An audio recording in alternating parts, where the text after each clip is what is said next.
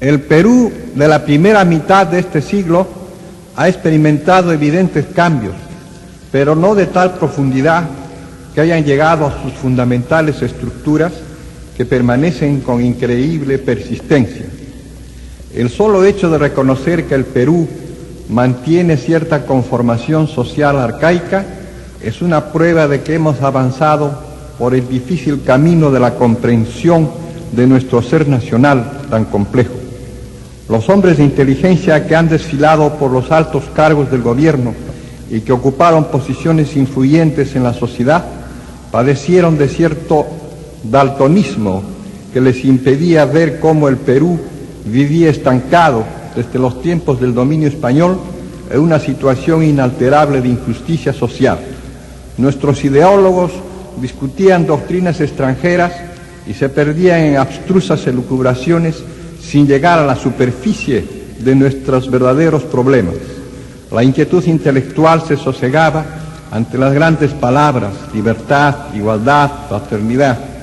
Nuestro atraso cultural se achacaba a la ignorancia de las masas, pero nadie se detenía a examinar las condiciones económicas de la gran mayoría de la población peruana.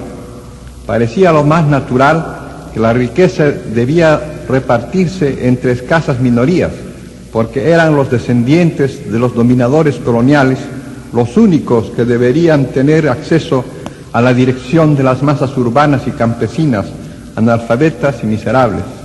El principio aristotélico que sostiene que unos hombres nacían para ser libres y otros para ser esclavos había prevalecido a lo largo del virreinato y la república. La miseria y el sufrimiento de los pobres eran paleados por la predicación religiosa que ofrecía la bienaventuranza eterna después de la muerte y la resignación, la obediencia y el respeto como obligatorios para los pobres de este mundo. Era como un mandato divino. Quienes tenemos una profunda convicción del verdadero valor de nuestro pueblo, nos basamos no solo en el pasado, sino en el presente. Es admirable la actividad desplegada por el hombre peruano en estos momentos en que se construyen millares de kilómetros de nuevas carreteras, grandes obras de irrigación, centrales hidroeléctricas, nuevas fábricas, innumerables edificios, hospitales, escuelas, aeropuertos, etc. Al mismo tiempo que se explotan nuevos colosales yacimientos mineros y se abre a la colonización las tierras de montaña. Junto a este esfuerzo visible que nadie ignora, se coloca otro que apenas se ve y que muy pocos conocen: el trabajo del agricultor serrano que hace producir la tierra con los más primitivos implementos, confiado en el poder de sus músculos. El pequeño agricultor que proporciona el alimento a las poblaciones, que no es el que enriquece a los grandes señores del azúcar, el algodón o la harina de pescado, sino el humilde comunero que vive frugalmente y cuando es peón de hacienda recibe un simbólico jornal por su ayuda al dueño de la tierra. Mi admiración es para este hombre tranquilo que espera sin desesperar. Se equivocan de medio a medio quienes estiman que la serenidad del campesino, del obrero indio, no es sino servilismo, síntoma de incurable decadencia. Se ha hablado hasta de degeneración física en un ser de tan estupenda vitalidad, degeneración moral en gentes que conservan las normas éticas ancestrales que hicieron del imperio de los incas una sociedad modelo. Cuando nuestro compatriota cuenta con los elementos de que todos disponemos para nuestro desarrollo, nos iguala y aún nos supera. Por eso sostengo y he sostenido siempre que los 5 millones de indígenas, en su más alto significado, que pueblan el Perú, constituyen la mayor riqueza del país, el potencial humano del más alto valor. Podría concretar la visión del Perú a principios de este siglo como un vasto país poco poblado, con una gran mayoría puesta al margen de la vida nacional y dominada por una pequeña minoría que no solo despreciaba al pueblo, sino que considerábalo como bárbaro e incapaz de alcanzar un nivel superior.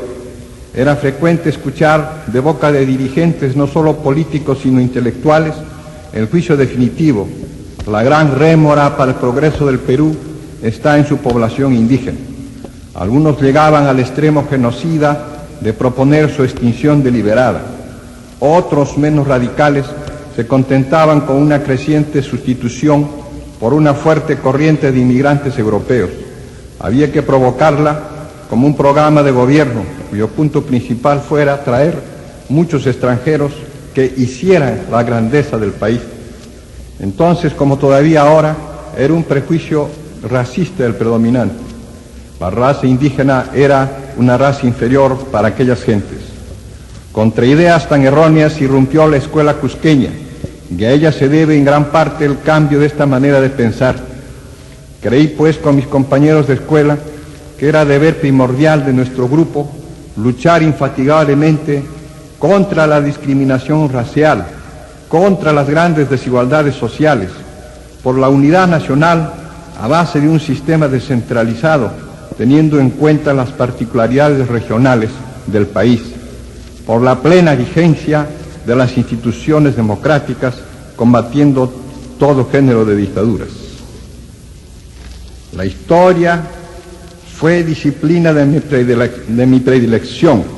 La cultivé desde muy joven, pero llegó un momento en que no me satisfizo más la historia anecdótica, la narrativa de acontecimientos de diferente importancia, la simple descripción cronológica de hechos o biografía de personajes grandes o pequeños. Era un lado de la historia que no conducía sino a la erudición, a la curiosidad. Necesitaba una historia de profundidad que me hiciera descubrir el porqué y no solo el cómo de los cambios sociales. Para llegar a esta meta era, sin embargo, indispensable consultar todas las fuentes posibles, leer a todos los cronistas, comparar sus versiones, hacer su crítica, extraer la dosis de verdad que pudiera descubrirse y aquilatarse en cada lectura.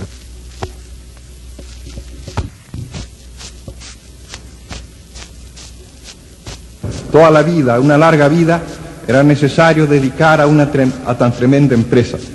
Pero no bastaba, era necesario reconstituir la sociedad antigua, valiéndose de instrumentos distintos a los de la escritura, es decir, de los testimonios materiales, de la prueba arqueológica.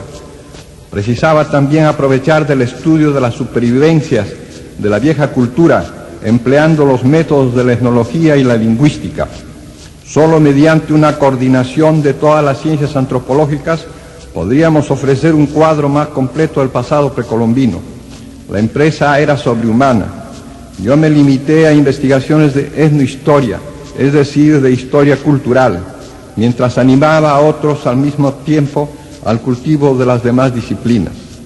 Creo sinceramente que habíamos acertado el camino al encauzar la solución de los problemas por la vía segura de los estudios de las ciencias sociales. La favorable circunstancia de haber desempeñado por cerca de 2 años el Ministerio de Educación Pública me permitió impulsar la investigación etnológica con la fundación de un instituto en el Museo de la Cultura Peruana y la introducción de las disciplinas de antropología cultural y antropología social en la Universidad de San Marcos. Relaciones personales con entidades científicas de Estados Unidos y otros países me permitieron lograr el desarrollo de programas de vastos alcances que comprendieron todas las ramas de la antropología, realizando trabajos modelo como el proyecto del Valle de Virú. Mientras tanto, los alumnos universitarios de San Marcos del hoy Departamento de Antropología verificaron trabajos de investigación en las 3 regiones del país que dieron los mejores resultados. Por vez primera conocíamos científicamente los pueblos del Perú, sabíamos cómo era una comunidad indígena y cómo una tribu amazónica, cuáles eran sus problemas y cuáles sus más inmediatas necesidades. Nuestros jóvenes estrecharon vínculos de amistad muy estrecha con las humildes gentes del campo que hallaron en ellos a amigos leales y cooperadores eficientes, cuyo consejo les fue muy valioso. Se había dado un paso trascendental. Muchas satisfacciones me deparó la vida, tanto en el seno del hogar como en el campo de mis actividades públicas, pero ninguna es mayor a la que experimento al comprobar que no prediqué en el desierto y que mi palabra fue escuchada por las nuevas generaciones. Me alegra al recorrer el país hallar a cada paso alumnos míos que no han olvidado a su maestro, Millares de queridos discípulos ocupan hoy posiciones en la sociedad que los hacen destacarse como hombres de mentalidad progresista.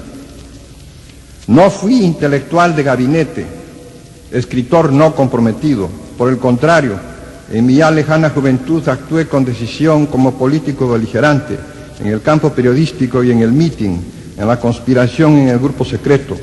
Como consecuencia, fue víctima de persecuciones y prisiones, librando una constante batalla de oposición al régimen que dominó el país entre 1919 y 1930.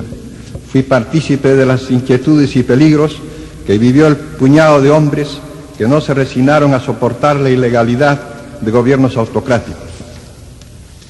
Soy y he sido siempre un hombre de izquierda, pero no me afilié nunca a un partido internacional. Estudié el marxismo, reconocí muchas de sus verdades, mas puse de manifiesto en mis obras algunos de sus errores, como el atraso en materia etnológica, atraso que lleva a una visión equivocada de lo que fue el imperio de los incas. Creo sinceramente que mi vocación coincidió con las necesidades del país, que ante todo requería el conocimiento de su propio ser nacional en su pasado y en su presente, un conocimiento lo más exacto posible del proceso histórico durante el cual tantos y tan importantes cambios se produjeron, un conocimiento de la mayor aproximación a la realidad del actual proceso de que somos actores. En ambos sentidos se ha dirigido la investigación y son ya muchos los estudiantes que están empeñados en enriquecer más y más ese fundamental conocimiento. Yo contemplé el Perú no en posición estática, sino en pleno movimiento, y ahora en movimiento acelerado, que sigue una dirección, un rumbo perfectamente marcado. Su marcha no es ya al azar, ni su paso vacilante. Bien puestas las plantas en un suelo firme, el granítico suelo de su tradición indígena, puede ahora el Perú ascender sin desconfianza hacia un alto desarrollo de su cultura, 500 años después del apogeo del imperio bajo Pachacuti. Así se cumple una misteriosa periodicidad quinquenaria de siglos. 500 años duró el dominio de Tiahuanaco, 500 el imperio de los incas. Han transcurrido poco más de 500 del apogeo que alcanzó este imperio. ¿Acaso comenzamos un nuevo Pachacuti o periodo de 500 años? Son muchos los síntomas que nos convencen de que se está produciendo un cambio evidente en la vida del Perú, es decir, que ingresamos en un nuevo ciclo de nuestra historia. No son nuestros deseos, sino la comprobación objetiva de los hechos. El cambio que percibimos es irreversible. ¿Cómo veo el Perú a esta hora después de mi experiencia de 20 años en el Cusco y más de 30 en Lima? Pese a todas las incidencias de diverso carácter y por encima de vaticinios sombríos, mi visión del Perú es la de un país excepcionalmente dotado, en que las dificultades no apocan, no amilanan al hombre, porque sabe vencerlas con perseverancia y sin amargura. Mi visión del Perú es optimista, porque abrigo la esperanza de que triunfarán las gentes generosas y bien intencionadas sobre quienes abrigan sentimientos egoístas que no tienen asidero en un mundo que solo puede ser salvado por la abnegación y el sacrificio. Los pueblos como el nuestro, que han quedado rezagados en el camino del desarrollo industrial a una distancia de un siglo respecto a las naciones que llamamos altamente desarrolladas, no podrán acortar la distancia que de ellas nos separa, sino con un tremendo esfuerzo y con un doloroso sacrificio que nos permita acumular el capital propio, el fruto de nuestro propio trabajo. Y el Perú puede realizar tal proeza si no la frustran intereses menudos e incomprensiones inauditas. Mi optimismo no se basa en éxitos inmediatos ni en realizaciones milagrosas. Estoy convencido de que se trata de un largo proceso que debemos seguir sin impaciencia. En 50 años de prédica desde la cátedra, la tribuna, el libro, el folleto y el diario, insistí en los mismos temas, con tenacidad, respaldando la palabra con la conducta personal, sin obsecuencia para los poderosos y sin soberbia para los humildes, con tolerancia para todos, con simpatía y comprensión para los jóvenes, hasta en sus errores, con amor apasionado al Perú y con fe inquebrantable en su feliz destino. No reconozco en mí otra culpa que la de no haber hecho más por los que tanto necesitan de la ayuda, del amparo y de la protesta por la miseria, el dolor y la injusticia que sufren. Por respeto a la función pública que ejercía y por prohibición legal que limite el derecho político de los servidores del Estado, omití muchas veces decir públicamente todo lo que mi conciencia me dictaba.